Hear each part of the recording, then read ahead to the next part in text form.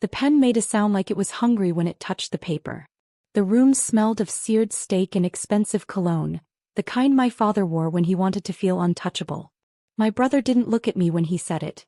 He stared into his wine like the answer was already floating there.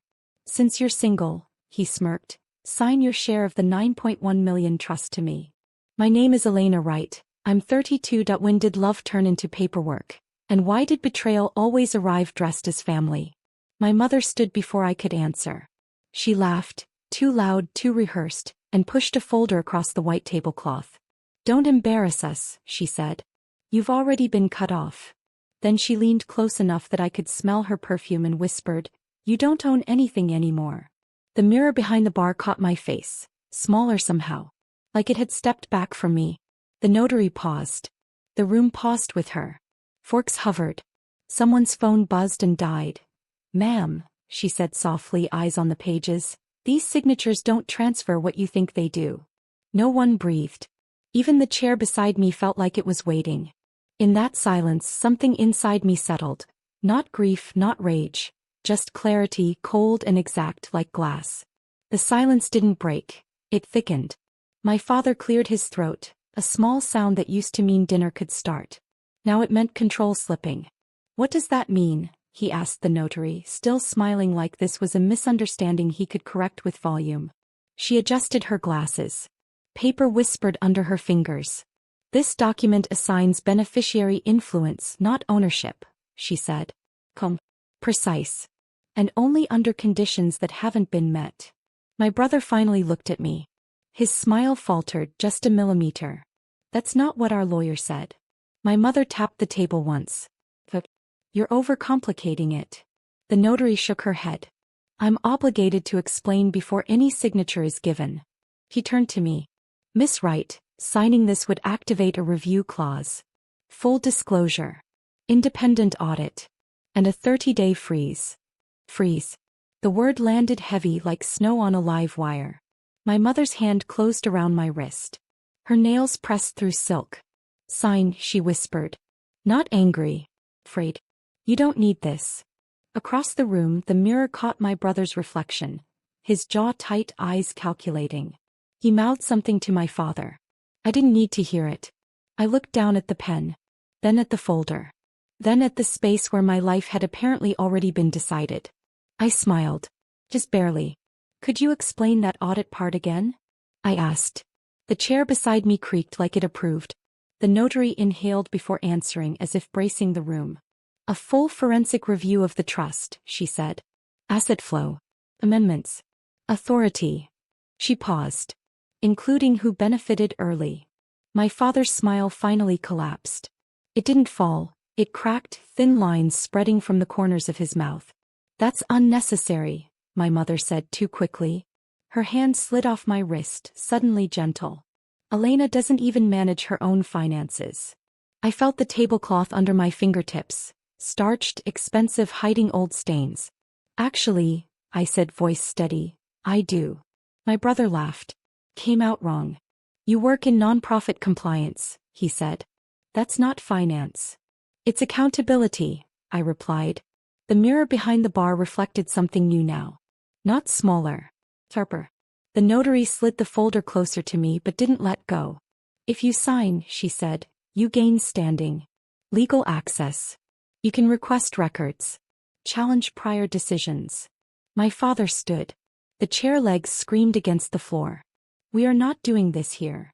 A waiter froze mid-step, holding a tray like a fragile truth. My mother reached for the papers then stopped. Her voice dropped into the tone she used when I was a child and scared. Sweetheart, she said, this isn't you. I looked at the line where my name would go. At the date. At the small mirror clipped inside the folder. My brother's, I realized. He always checked himself before meetings. I signed. The pen stopped sounding hungry. Somewhere deep in the building, a door closed. The sound of my signature settling into ink was almost polite. No applause. No shouting. Just the soft click of the notary's stamp, like a clock changing its mind. Thank you, she said, already gathering documents. Professional. Unmoved. She slid a card toward me. You'll receive notice within 72 hours. My brother leaned in, his voice low.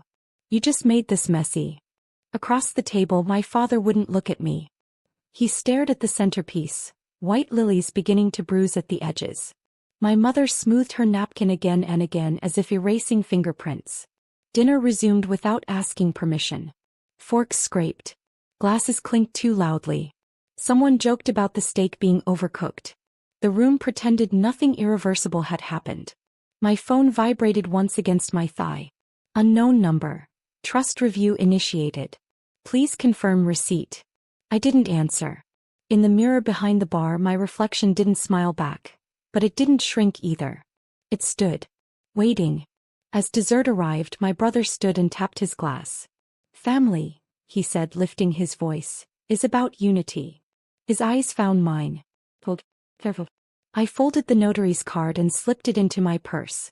The chair beneath me felt steady now, like it had chosen a side. This wasn't revenge. Not yet. But something had been set in motion, and it wasn't theirs anymore. Unity unraveled quietly.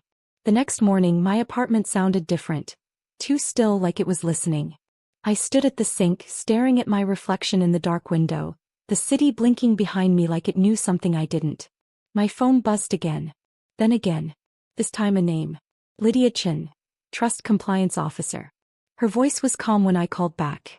Almost kind. We've begun preliminary review, she said. There are discrepancies. Early distributions. Amendments signed without full consent. I sat on the edge of my bed.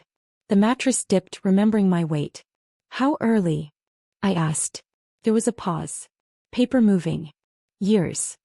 Silence stretched between us. Honest silence. The kind my family never allowed. That afternoon my aunt called, one I hadn't heard from in months.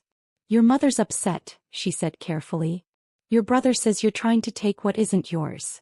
I watched dust float through a beam of light. I'm just reading, I said. That's allowed, right? She didn't answer. By evening the family group chat lit up like a warning flare. Messages stacked. Deleted. Rewritten.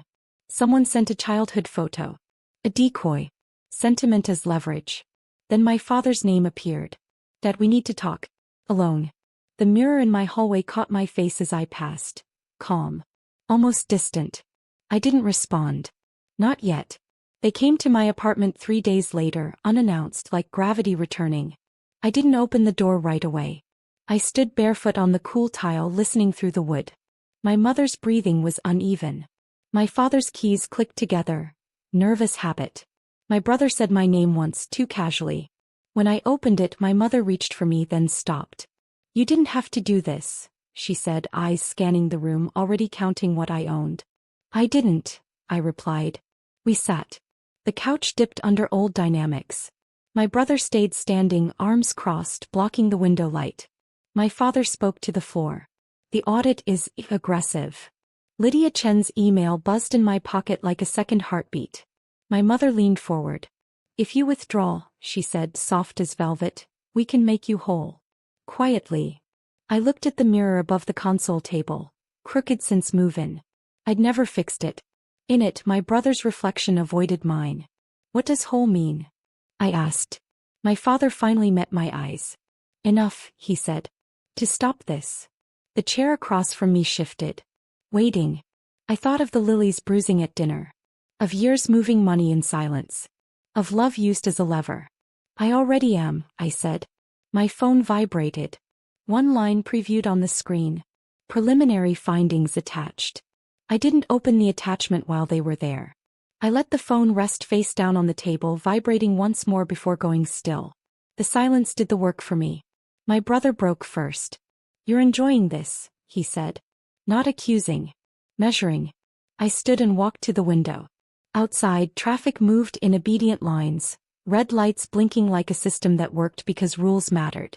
I'm understanding it, I said. My mother followed me, voice low.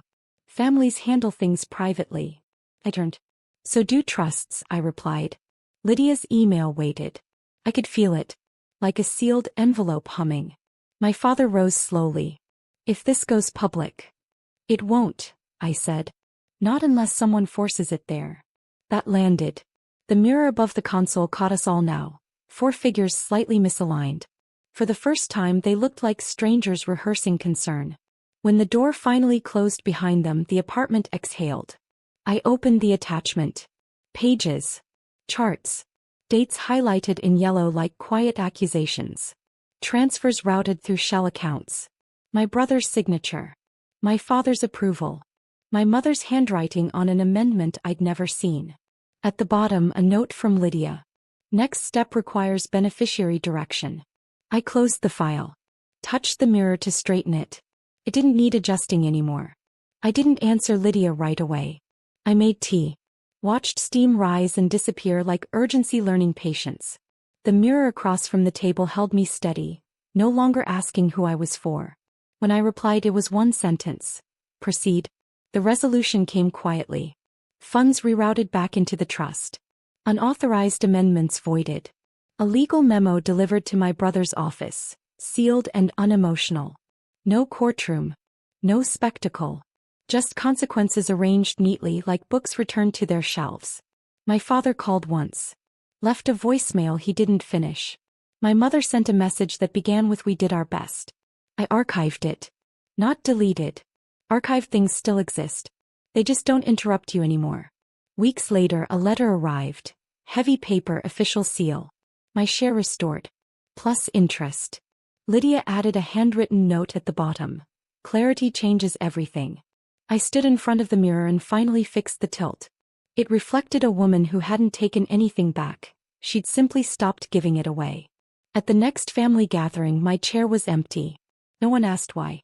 And for the first time, that absence felt like ownership.